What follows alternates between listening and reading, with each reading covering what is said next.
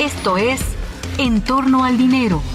Como sabemos, los países que integran la OCDE, pues son países, algunos emergentes, desde luego de América Latina, y pues son zonas bastante dañadas y repercutidas por este tema de la pandemia. Y otro apunte, yo creo que muy importante para considerar en este tema, es el asunto que se trató respecto a los derechos especiales de giro, que esto Sí, lo alberga. del Fondo Monetario Internacional. Correcto, correcto. Alberga pues más de 650 mil millones de dólares que están en poder de la Reserva Nacional para que se puedan ejercer por algunos países que están precisamente en problemas financieros. Sí, pues bueno, empezando por los países desarrollados, ¿no? Claro, exactamente. Que tienen deudotas. Ahora, este asunto, perdóname mi ignorancia, mi profunda ignorancia, pero esto cómo, si Facebook está, por mencionar una, o Amazon, o YouTube, o la que se le pegue a usted la gana, está en todo el mundo, va sobre su utilidad, establecería un 15-21 y después lo distribuye en función de las suscripciones que tenga en cada uno de los países, o cómo. Fíjate que ese va a ser algo que va a impactar precisamente al consumidor final.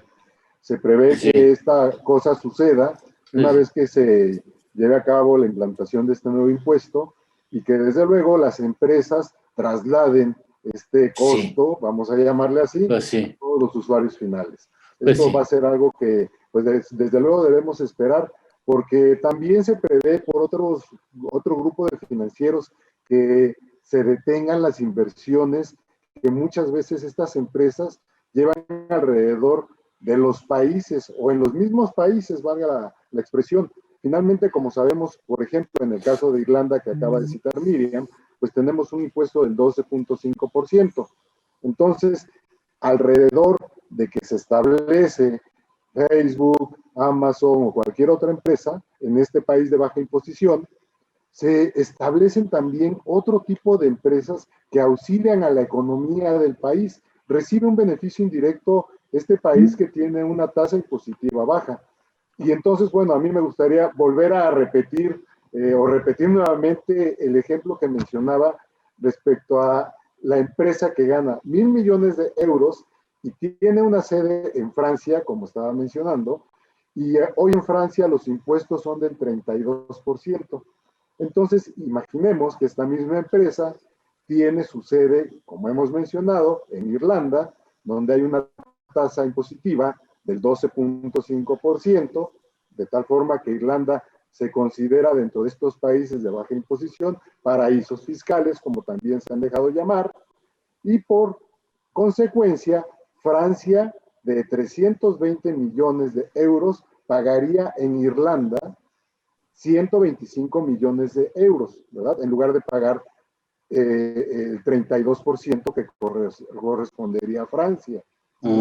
De tal forma que obtendría un beneficio directo de un poco más de 200, más bien de 200 millones de euros por solo tributar en un país de baja imposición. ¿Sí? Así estaría funcionando. Y desde luego el impuesto se tendría que pagar donde estén sus negocios, no solamente donde estén sus negocios, sino donde también esté ubicada la sede. ¿Sí? Lo que pasa es que la sede muchas veces buscan la sede precisamente en países donde hay una mayor flexibilidad fiscal, ¿no? Exacto, es lo que ahí se establece para, ¿no? Así como lo hacemos en México, ¿no? Y como lo hacen en todo el mundo, es una práctica común. Bueno, ¿no? Sabemos que en México existieron paraísos fiscales o de baja tributación como Panamá, bueno, no en México, muchos mexicanos llevaron a cabo establecimiento de empresas como en Panamá, y ahí también hay muy baja imposición fiscal, pero fíjate un detalle importante que también debemos conocer. En Estados Unidos, un estado, en Texas, Delaware, lleva a cabo ciertas prácticas también que benefician a las empresas y desde luego guardan como el secreto o la secrecía de las operaciones que llevan a cabo estas empresas en este territorio. Hay también operaciones de fideicomisos y otro tipo de situaciones que se manejan en este estado. Así que, pues en América Latina seguimos teniendo este tipo de paraísos fiscales. Sabemos Bahamas, uno de ellos, que también tiene esta característica, Nassau, por ejemplo, ¿sí? Así que hay muchos países, hay una lista grande de países que son considerados de baja imposición fiscal. Estos, pues desde luego, se van a ver un tanto como afectados por esta disposición, pero también lo vemos un tanto como equitativo, Lalo. Si nos refiriéramos a términos constitucionales en el país, pues deberían pagar impuestos como los que se pagan por las empresas que prestan el servicio en territorio nacional, ¿sí? Al 30%. De tal forma que si no pagan impuestos a esta tasa empresas que prestan servicios en el país, hay una falta de equidad. No, bueno, fíjate qué bueno que lo señalas, porque ese asunto ya merecería en otra ocasión tu atención, nuestra atención, gracias a tu conocimiento, porque una tasa así mueve todas las tasas fiscales en el mundo. O sea, si tú estás tasando a Facebook con un 17, vamos a suponer que le aceptan un par de puntos más, 17%, ¿con qué cara le tasas a una empresa mexicana el 30%?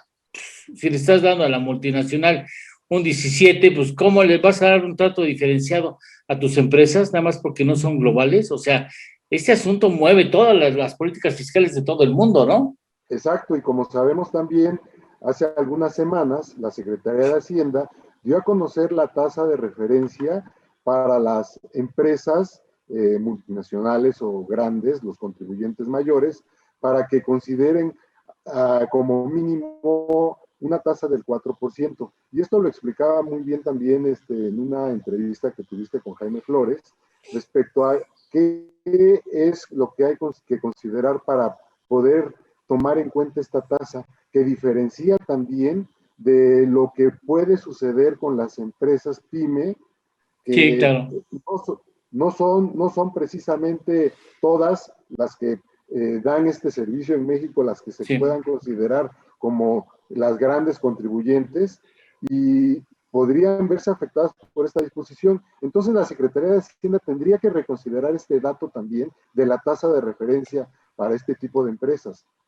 Mira, seguiremos charlando con este asunto porque esto tiene muchas complicaciones y necesitamos siempre de tu conocimiento y de tu explicación sencilla para que vayamos entendiendo este asunto, que trataremos en breve, en este mismo mes, antes de que termines, estaremos nuevamente molestándote para que estés aquí con nosotros. No es ninguna molestia, Lalo, estoy a la orden. Te lo apreciamos mucho, muchas gracias por estar con nosotros en esta tu casa. Gracias, estimado Sergio. Muchas gracias. Esto es En Torno al Dinero.